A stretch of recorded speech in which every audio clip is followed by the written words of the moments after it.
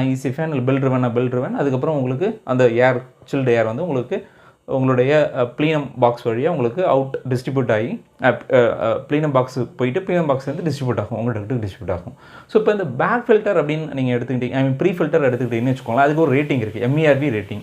So இது ஒரு MERV rating இருக்கும், பேக் ஃபில்டர் ஒரு MERV ரேட்டிங் இருக்கும். ஸோ MERV ரேட்டிங்னா என்ன? ஸோ MERV அப்படின்னா என்னென்னா மினிமம் எஃபிஷியன்சி ரிப்போர்ட்டிங் வேல்யூ, அதை தான் வந்து MERVன்னு சொல்கிறோம்.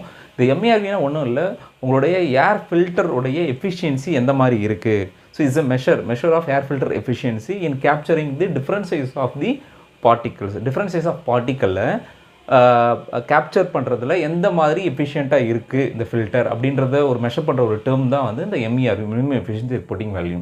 இப்போ நான் சொல்கிற ஒரு ஏஜ் சிஸ்டத்தில் என்னுடைய நான் பார்த்த சிஸ்டத்தில் சொல்கிறேன். இப்போ வந்து ப்ரீ ஃபில்டர் வந்து பார்த்திங்கன்னா MERV வந்து 8 இருக்குன்னு வச்சுக்கோங்க. Okay, so MERV 8. So MERV 8னா என்ன அப்படின்னா இதோட எஃபிஷியன்சி